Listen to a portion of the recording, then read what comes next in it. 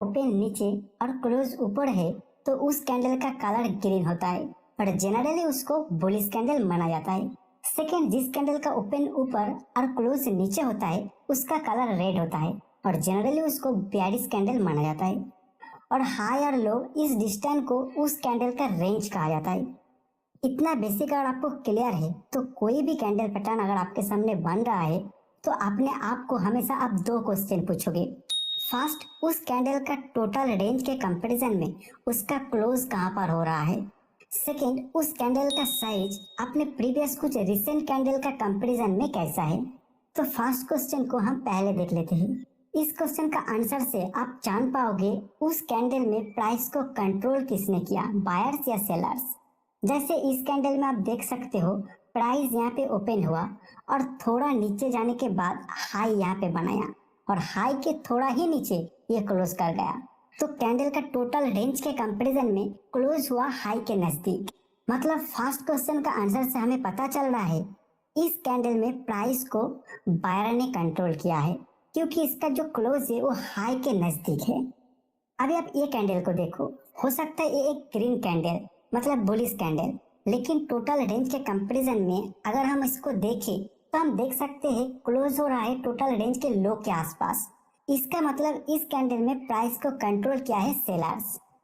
अभी आप ये दोनों कैंडल को देखो, इसमें एक बुलिश कैंडल और एक बेयरिश कैंडल, लेकिन दोनों ही अपने टोटल रेंज के कंपैरिजन में लगभग मिडिल पॉइंट के आसपास क्लोज किया है।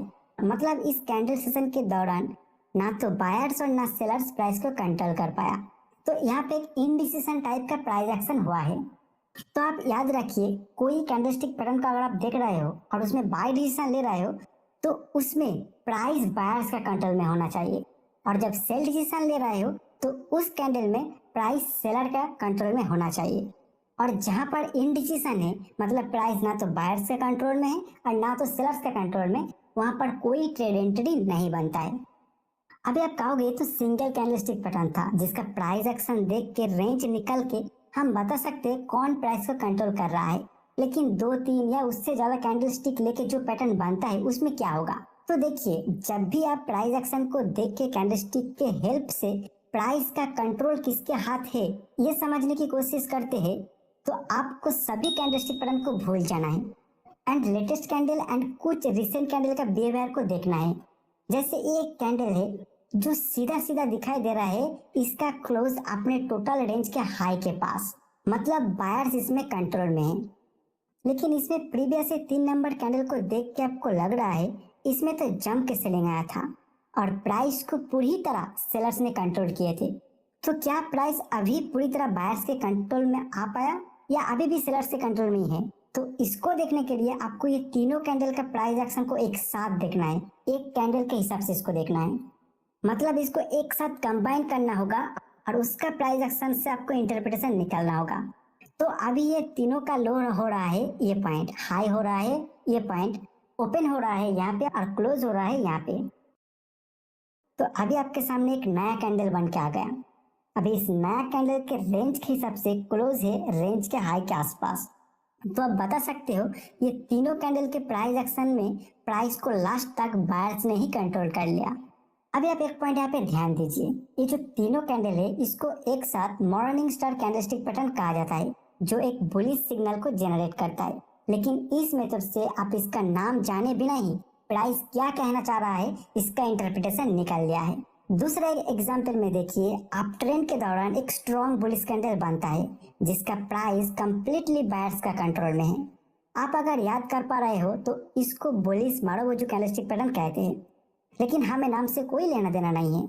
आप अभी इस कैंडल को देख के सोच रहे हो अगर नेक्स्ट कैंडल बुलिश कैंडल बने तो हम इसमें बाय करेंगे और आगे जाके नेक्स्ट कैंडल एक छोटा सा बुलिश कैंडल बनता है। तो इस सिचुएशन में आपको तुरंत बाय नहीं करना है, आपको ये दोनों को कंबाइन करके देखना है। तो इसका लो बन रहा है यहाँ पे, हाई यहाँ पे, ओपन यहाँ पे और क्लोज यहाँ। तो इस नया कैंडल का रेंज और क्लोज के हिसाब से आपको सीधा सीधा दिखाई दे रहा है इस दौरान प्राइस को सेलर कंट्रोल कर लिया। तो इस सिचुएशन में यहाँ पे कोई बाय ट्रेड नहीं बनता है।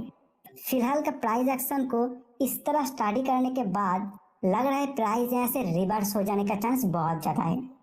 अभी ये दोनों कैंडल मिल के कौन सा पैटर्न बन रहा है मुझे नहीं पता और इसको याद करने का जरूरत भी नहीं है। आप कैंडलस्टिक का प्राइस एक्शन को देख के बायर्स और सेलर्स का बिहेवियर को स्टडी करना जब सीख जाओगे तो कोई भी कैंडल पैटर्न को याद करने का कोई जरूरत नहीं होगा आपको। अभी आप हमारा सेकेंड क्वेश्चन में आते हैं। उस कैंडल पैटर्न का साइज अपने प्रीवियस कुछ कैंडल का कंपैरिजन में कैसा है। इसमें आपको देखना है जो कैंडल्स आपने स्टडी करके बायर्स और सेलर्स का बिहेवियर जानने की कोशिश कर रहे हो उसका प्रीवियस कुछ रिसेंट कैंडल उसी डायरेक्शन को सपोर्ट कर रहा है क्या नहीं। जैसे प्राइस यहाँ पर रिट्रेस करने के बाद सपोर्ट एरिया में एक स्ट्रॉन्ग बुलिश कैंडल बनाया है। इसको देख के पता चल रहा है इस कैंडल में प्राइस को बायर ने कंट्रोल किए है, लेकिन प्रीवियस रिसेंट कैंडल जब प्राइस नीचे आ रहा था उसमें प्राइस का कंट्रोल सेलर्स का था और ये सब का जो साइज था उसके कंपैरिजन में रिसेंट बायर्स का कंट्रोल किया हुआ कैंडल बहुत ही छोटा है। तो ये सब देखने के बाद आपको पता चल रहा है जो रिसेंट मूव बायर्स ने ले आया है वो प्रीवियस कुछ कैंडल में सेलर्स जो अपना पावर दिखाया था उसके आगे ज्यादा स्ट्रॉन्ग नहीं है। कभी भी सेलर्स फिर से इजीली प्राइस को कंट्रोल करना शुरू कर सकता है क्योंकि यहाँ पे जो रिसेंट प्राइस एक्शन है उसके हिसाब से सेलर्स का प्राइस के ऊपर कंट्रोल ज्यादा है।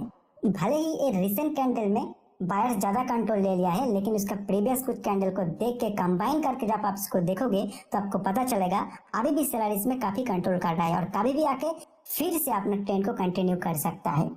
तो यहाँ पे ट्रेड ना लेना ही अच्छा है।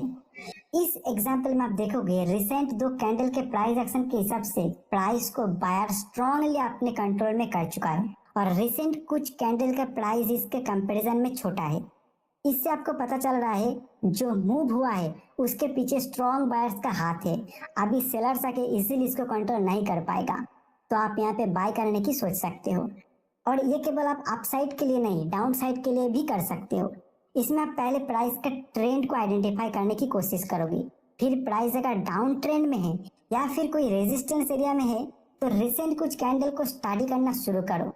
कोई पैटर्न इसमें ढूंढने का जरूरत नहीं है, आपको सिर्फ देखना है रिसेंट एक या दो तीन कैंडल मिला के सेलर्स का स्ट्रांगली कंट्रोल है क्या नहीं। और जब प्राइस को सेलर्स ने पूरी तरह कंट्रोल करना शुरू किया है उस कैंडल का साइज अपने प्रीवियस मूवमेंट का रिसेंट कुछ कैंडल का जिसमें प्राइस को बायर कंट्रोल कर रहा था उसके एवरेज साइज से ज्यादा होना चाहिए। अगर ये सब कंफर्मेशन आपको मिल रहा है तो यहाँ पे आप शॉर्ट सेल कर सकते हो। तो जितना सारे कैंडलस्टिक पैटर्न है उसका पीछे का साइकोलॉजी है उस दौरान स्ट्रांगली प्राइस को कंट्रोल किसने कर रहा है और उसी के अकॉर्डिंग आपको सभी कैंडलस्टिक पैटर्न को सिखाया जाता है और एक ट्रेडिंग प्लान। स्टॉक मार्केट से रिलेटेड कंटेंट के लिए वीडियो को लाइक, शेयर और कमेंट करें और चैनल को सब्सक्राइब करें।